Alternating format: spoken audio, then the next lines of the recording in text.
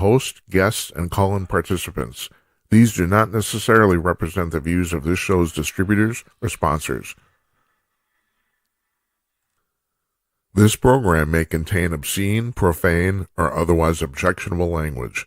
Viewer discretion is advised.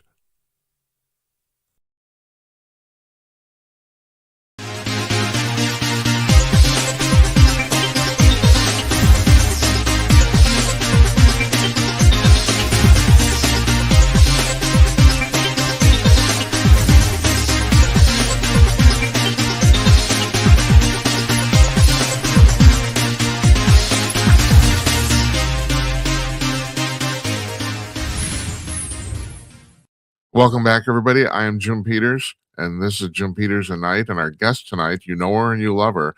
She's a columnist for RedState.com, and she's a proprietor of her own AsTheGirlTurns.com, joining us from her home office in northern Alabama. Here she is, Jennifer Oliver O'Connell. Hi, Jennifer. Hey, Jim. How are you? I'm doing good. I'm doing all right. I'm tired. Are you? I'm old. I thought maybe you were running marathons or traveling or something like that. I wish. That's not going to happen anymore. I ran a pretty good 40-yard dash in my youth, but no, I don't think I can do that anymore. You've been writing a lot of interesting stuff lately, but the first thing I have to ask you, and you did kind of write an article about this, but we need to talk about detail because you and I are both former Los Angeles residents. And yes. Today they're voting in the primary for the mayor's race in Los Angeles, and you know, John Nolte on Breitbart, he said what I've been basically saying, and I think a lot of people are thinking, if Karen Bass is not actually eliminated, or if she wins re-election, basically civilization there is over. Yes, it is. I mean, it's already pretty awful from the friends that I know who are still there. And all that's happening, it's abysmal. And yeah, if they give her 4 more years, consider Los Angeles pretty much gone. And the thing is, why would anybody do this? I don't know. Here's the deal. You know, okay, she's an abject failure. She's obviously incompetent. And people say, well, Pratt's never been in office. He's inexperienced. Well, all that's true. But you can't do any worse. Yeah. That's the thing. You can't do any worse, and it's almost like, it's not almost like, it is like they are inured to, well, this is just the way it is. Oh, there's just homeless. You just have to walk past homeless on the street, dumping and injecting themselves. You know, this is the normal, and it's like, it's not supposed to be the normal, particularly people like you and me who were there when it was normal, when the streets were clean, when, you know, there was little to no homelessness. And you actually could walk safely in certain areas of the city.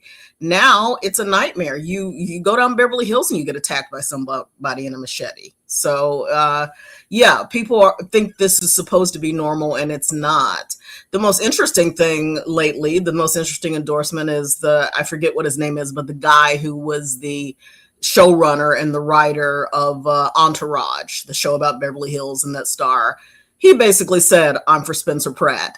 Know, he's like, I have to lock my doors. I got private security and cameras, and he owns 3 legal guns because of how bad it's gotten. I think he even said, I'm a liberal Democrat, and I'm for Spencer Pratt. You know? Got it. Yeah.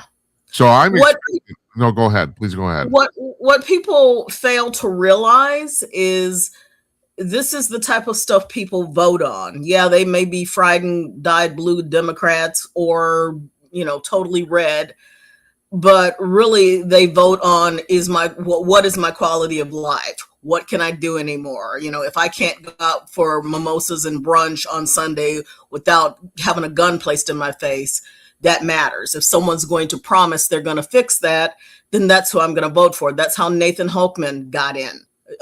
Gascon came in and did everything wrong. Crime got furthered and worse, and boy, did they chuck him out. So, you know, I'm glad you brought that up. Can you explain the mindset to a guy? You know, honestly, God, I don't understand what Gascon. What is he thinking? I mean, is this? Are they? is he literally trying to destroy civilization, or does he honestly think his ideas are going to make this better? I don't. It seems so misguided to me. I don't understand how anybody could think that way. There are people who believe in their cause, the common good, and you have to come around, everybody else has to come around to their genius. And Soros types like Gascon, like Chesa Bodine, also gone, the crazy woman in New York, Letitia James, they all think, we're their social experiments, and this is how we're going to further justice in the American way, or their American way, into society. They don't care about victims. They don't care about rampant crime because they're not affected by it. They get to go with their private security and drive up to their fancy homes, and they're never affected by any of this. It just fascinates the hell out of me. I don't. It's like we never learn, Jennifer. Just as a society, as humanity. I was reading about. Did you ever read the book Fatherland by Robert Harris? It is a speculative alternative history of what happened in World War II. In the book, Germany wins World War II, and it's 1964. And so it's really fascinating because Harris wrote a huge part of the book, which is actually part of the book, explaining his alternate history. But it's like one of the things he brought up in there is the fact that he says that that in 1964, the German people, the youth, are ready to rebel because they don't understand why Hitler came into power in the first place. And it seems like we go through the same thing. We have these young people who they're fucking communists, and they don't understand. Yeah. They've never seen the fact that communism doesn't work. Can we ever get out of this cycle? And how do we? The good news is there are still Gen Zers and young people who are choosing, who were raised by parents who taught them patriotism, that taught them what America is all about, its founding. We still do have a small test sample of those people, and I pray they grow. And I think they will grow. One of the things that I did write about, I'm sure you read, is about the Trump accounts and how. Oh, yeah. The goal is just not let's give away $1,000 to the babies and encouraging families. The goal is also to teach people financial literacy and how money works and how you can get it to work for you and how you can see it grow over time. Yeah. Embedding those concepts into people's heads, teaching them and getting them to pass it on to the next generation, that is what is going to get people to recognize what? Socialism, that's whack. Yeah. Otherwise, if they don't see it in action, if they don't understand the concept, look at what you remember what we used to do as kids. Oh, you want to buy that? Go earn it. So, we'd find some side hustle, or we'd sell lemonade, or do things that taught us the value of earning something. Sadly, I don't know what people do. Certain people that I know do this with their kids, but other people, I don't know what they do with their kids. They just spoon feed them everything, and so they expect everything to grow on trees and not be a hardship. Yeah, you just answered the question. What other people do with their kids? The answer is mostly nothing. I hate to say it, but I'm glad you brought that up because I wanted to talk to you about that. I think that maybe 75 years from now, when all of us, including Trump, are long gone and dead, I think the Trump accounts might end up being his signature achievement. I really do. It's basically Social Security for babies. Yeah, it really is, because it's gonna go away. There's been this debate on X going on with these sadly young millennials and Gen Zers who think that their boomer parents are supposed to give them their houses, and well, Social Security is just a tax on you. And I got into a debate with one of them. I'm just like, I don't expect Social Security. It's already been bankrupted. It's not something I expect. Right. I expect what I've earned and what I've saved to take me through retirement. Yeah. So I think they understand that, Social Security is going to be gone no matter, especially since you have a Democrat Congress and other people who keep pushing back on actually dealing with it. So Trump accounts is what he came up with, so that the next generation can not, when it does crash, they'll be like, okay, whatever, I got my Trump account. Yeah, and there's a really interesting quote in the article you wrote here. I'm going to pull it up. What JD Vance said. He said one of the problems we have in public policy is that wonks don't give any consideration to how their ideas collide with actual human behavior. And that, I would say, that's actually the problem with government, just generally. Yeah, big You know? time, big time. Nothing but bad ideas Yeah. locally. In my own new little hometown, we are dealing with. They are trying to live like city, like a Huntsville or a Birmingham, and they're not. They're not a big city, and so they've made plans for this $1 billion sports complex that the taxpayers are not going to be able to pay for because they have and the city council just decided to vote this in, didn't ask the residents, didn't poll, didn't give reasons on why they did it. The mayor just signed off on it and the council just signed off on it, and the current mayor, the mayor got replaced because of that. And the current mayor is doing his best to roll it back, and the council won't let him. and How big is the town? How many people? 17,000 people. And they're going to spend $1 billion. And more than $1 billion. It's so far it's gone to 17 million, and it hasn't even broken ground yet. That's crazy. A town of 17,000 people cannot afford $1 billion of anything. Right. Right. It's insanity. And yet nobody's thinking about it. That's just say that again. I said I grew up in a town that size. I know how the economics work. They can't do that. It's not going to work. No, it's not at all. And people will start leaving if you're going to start hitting their property taxes and other things. They're going to start leaving because housing. One of the best things about the state is that housing is prevalent. Not some people worry about. I don't understand how, if you're in a town of 17,000 people, how you could even come up with that idea. See, that's the thing that's so far beyond me. Like, what do they think? Is it just thinking, because we thought it's a good idea? And I know that a lot of people have that thing. Pretty much. We thought it, or someone thinks I'm going to have my name on this thing, and so my legacy. Frankly, I'm digging into the reasons why, but those are two of the reasons is that, this is a good idea. And, our family will be known for this forever. No, your family will be known for putting people in debt forever for something that. That's right. Your family will go out in disgrace. It's like, you'll be known, all right. That's right. Yeah. And also, what sports team is going to use this? What is it for? The high school? Obviously for school, because we are known for our local schools, but again, there is no real purpose for it. Particularly when there's a sportsplex already less than half a mile across a bridge and another sportsplex 30 miles the other way. It makes no sense. It's like a disease, Jennifer. I mean, sometimes I actually think, really, it's like a mass psychosis or something. People this is going on all over the country, and then you move there to get away from the crap in LA, or at least one of the reasons from what I know, Yeah.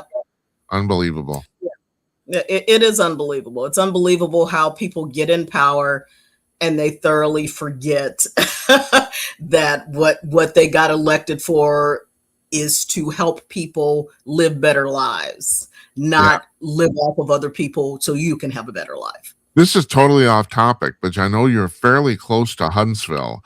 How does Rocket City stuff affect you or that part of the state? I mean, does that have a big impact, or it's like, basically the whole space industry is kind of moving to Huntsville, Alabama right now. It is indeed. And actually, my prediction, it's slowly happening, but my prediction is in the next 5 years, once they get fully into Space Force, and as well as Redstone Arsenal and the FBI folks moving into there, once that gets into full swing, we're going to become a suburb of Huntsville. Interesting. We're not close, but we're also not that far. There are people who already in their very crowded town sit in traffic for an hour and a half to get to work. Oh. Here you'll just fly up for an hour and a half, and it's no big deal. Yeah. So we're going to end up becoming a suburb of Huntsville. And I don't know if the viewers even know this. I mean, Huntsville is becoming space city, basically, for America. It is. I mean, even SpaceX is moving there, or at least some part of them, from what I understand. Yep. You know? Yeah, it's being put on the map. Alabama is going on the map. If Tommy Tuberville, Senator Tuberville, gets elected, which, despite some interesting challenges, it looks like he probably will.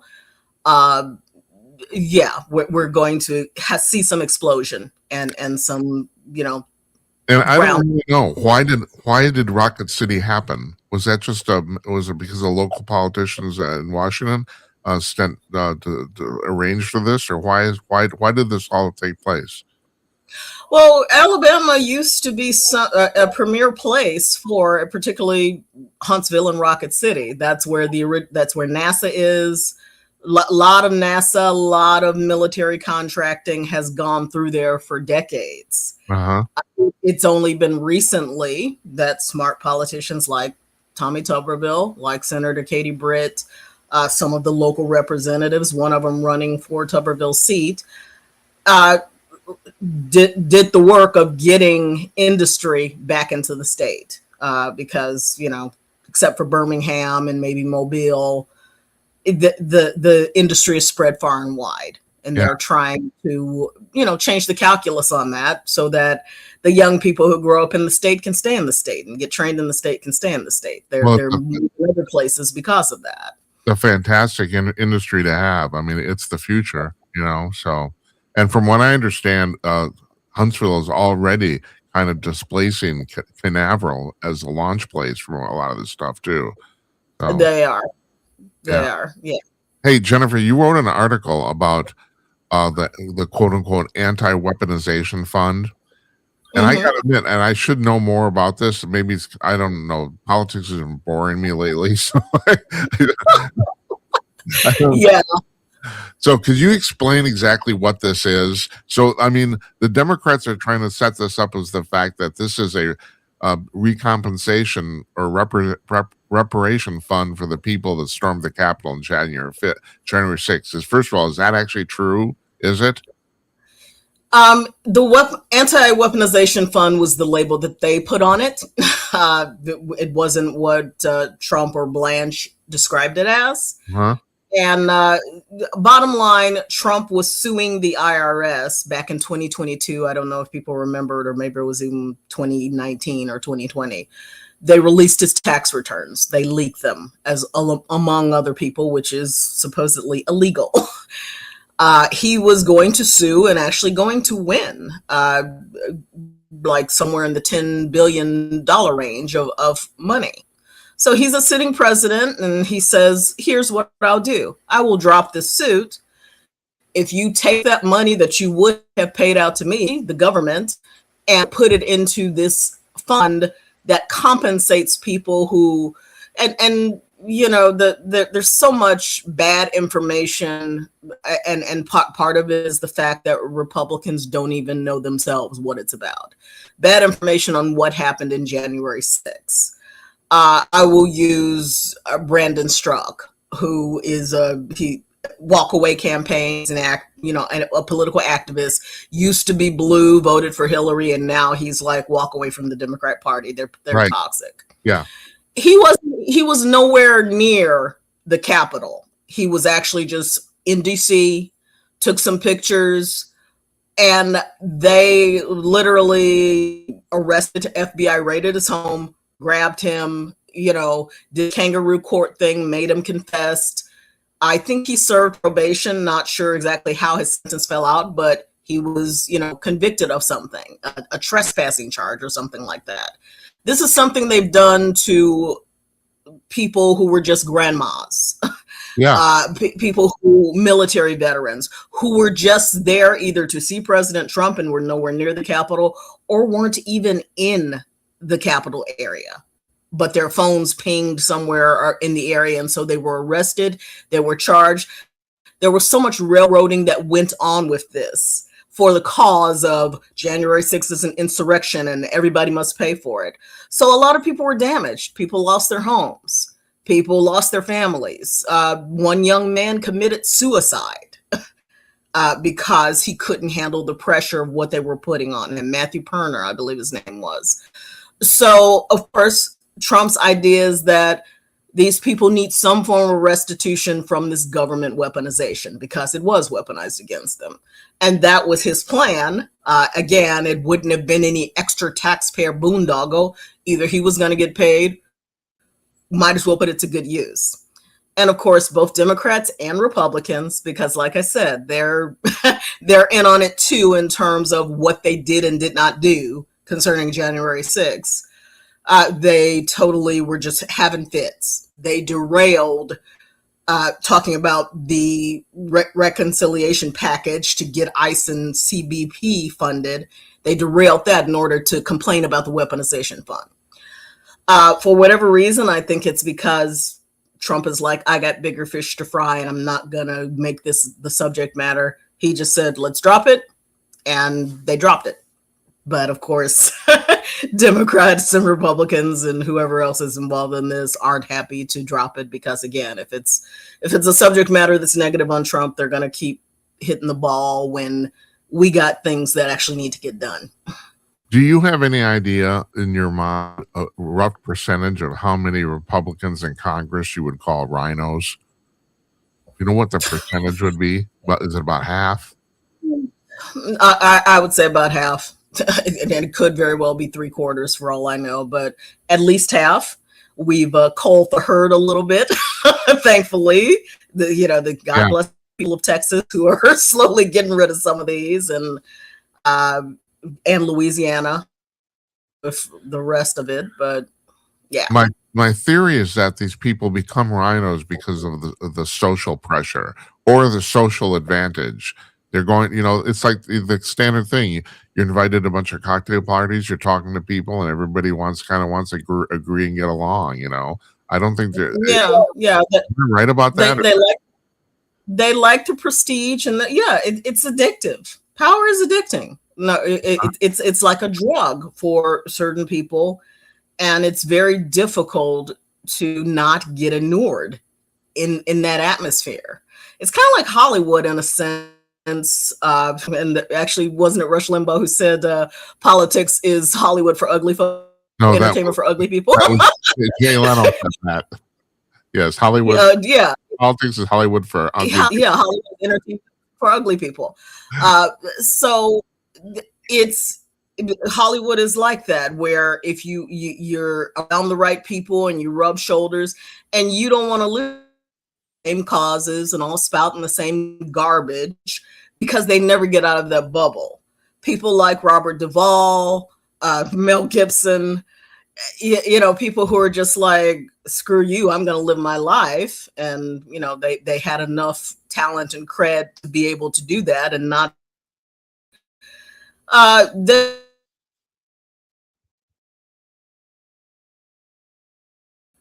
and it's very difficult when you spend half your life in DC to be able to do that. So on the one hand, I get it. On the other hand, enough people are able not to do that and still take care of their people and take care of their constituents and do what's right. Jennifer, have you been to DC lately? I've heard people say that it's unbelievably clean, that the Trump administration has really, really physically cleaned the place up. Have you heard this? Or this is what I hear. The last time I was in DC, CPAC didn't happen this year. So yeah, last year was the last time I was in DC, and I was, I made the mistake of walking from a place I was eating, I think, back to my hotel, and didn't do that again, because surrounded by homeless folks. Yeah. So I would love to go there now to see how clean it's gotten.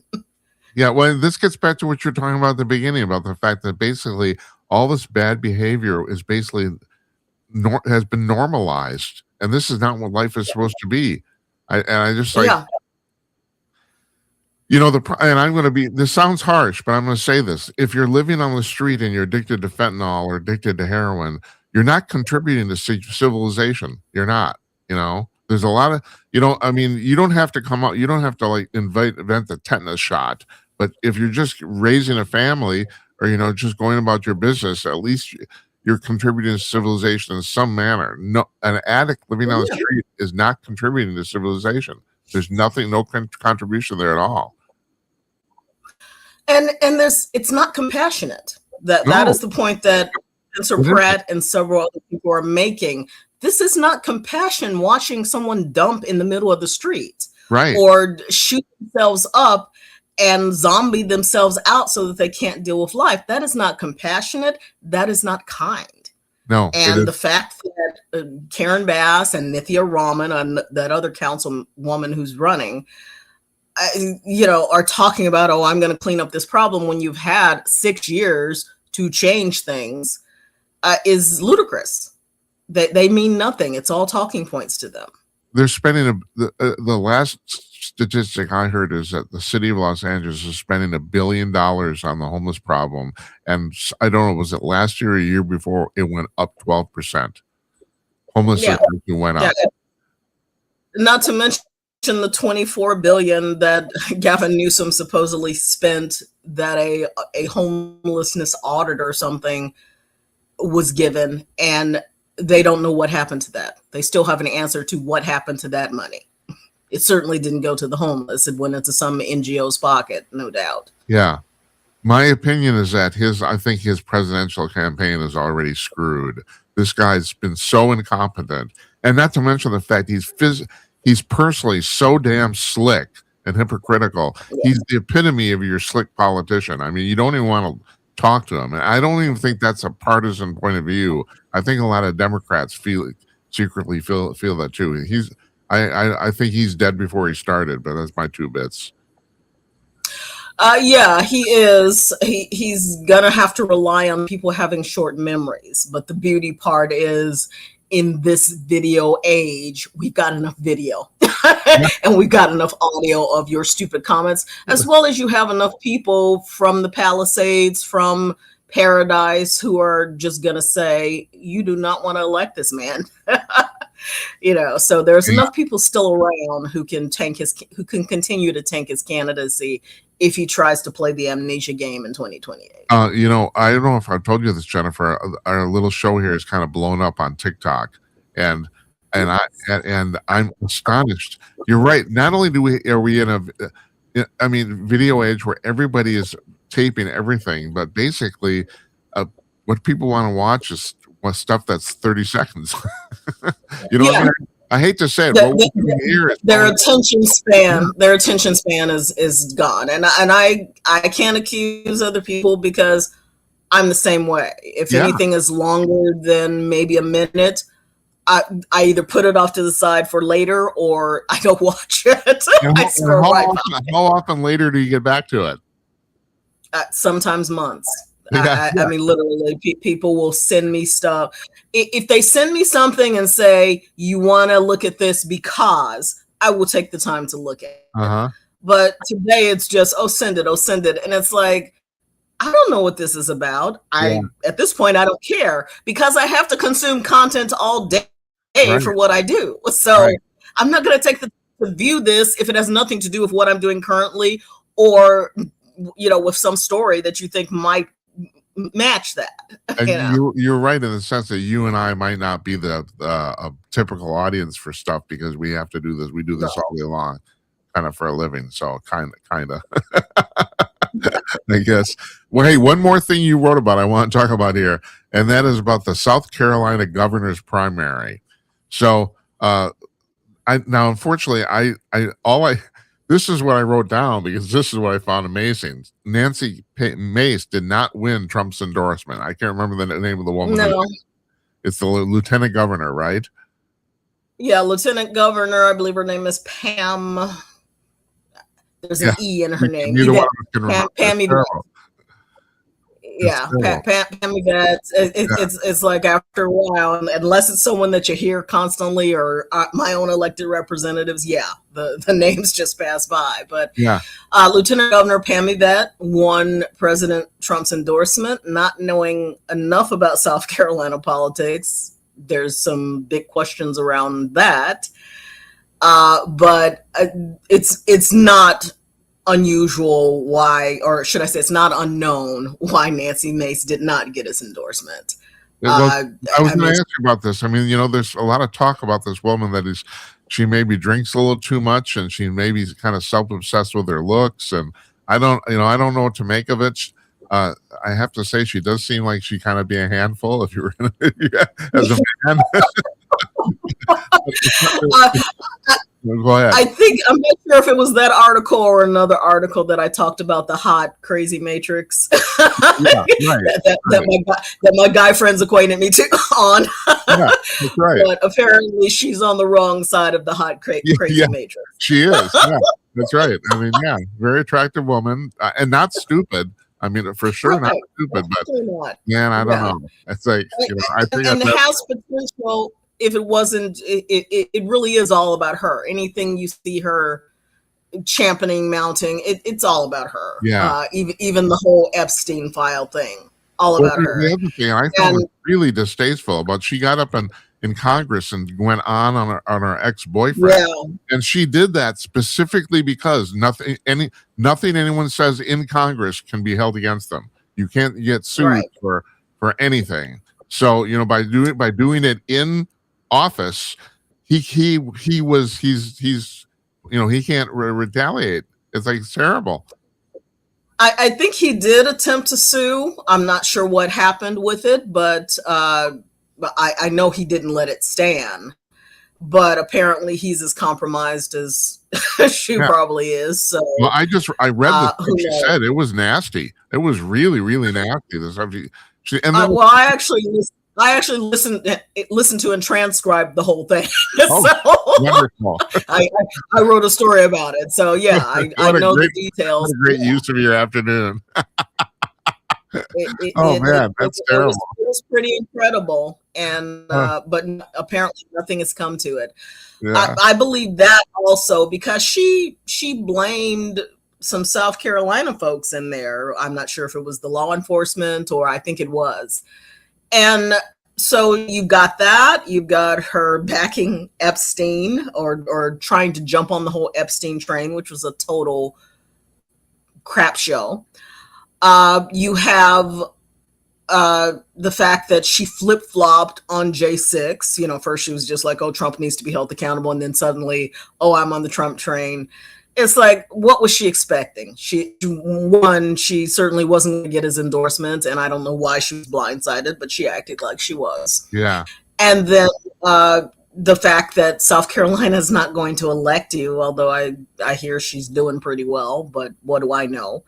But she's offended a whole lot of folks in South Carolina too, so not sure what's going to happen. That's the thing that gets down to these local races and the midterms, because the midterms are not really indicative of what the country thinks as a whole, because you're electing local people, and a lot of times you have personal feelings about them. So, But the midterms are where candidates are made or broken. I wish people would pay more attention to the midterm elections, because that's really where you can make a difference in your race. Once it's in the general, it's all one deal. It's the primaries, it's the midterm primaries that make a huge difference in who gets in and who does not get in. I know in our state, there are people who are just total posers, and they're neck and neck in terms of the race. And I hope they lose, because they don't need to be anywhere near public office. But again, not up to me. I just had Tim Conaway on last week, Jennifer, and you know him. Well, the fact we were talking about the fact that I feel pretty strongly about this. Basically, in America, politics is for losers. There's no better way to get respect in the United States more easily than to run or achieve public office. And usually, getting into public office, it's a kind of a crapshoot. It's a popularity contest, So anyone has as good a shot as anybody. So if you can't do anything else, it's kind of like the place of last resort, and that's terrible. That's sad. It is terrible, because what the founders envisioned were citizens making a difference for their state and for their people. And what do we get? We get a Graham Plattner. Yeah. that nightmare on wheels. Right. It's just like, these are not our best and brightest, and they're not even trying to present our best and brightest. No, they just want to get into office. That's basically the deal, you know. Yeah. I'm going to leave it at that. Okay. Okay. It's always nice to talk to you. I appreciate it. We had a little technical problem here at the beginning here, and you dropped out for a second there, but we're just gonna let it go. And I like the live Yeah. thing, so, you know. So, and it's always nice to hear your comments. And people can read you at redstate.com and at asthegirlturns.com, right? Yeah, redstate.com, asthegirlturns.com, 1819 News if you're an Alabamian, all of those places. That's cool. That's great. Thanks, Jennifer. I really appreciate it. Thank you, Jim. Great to see you. See you soon.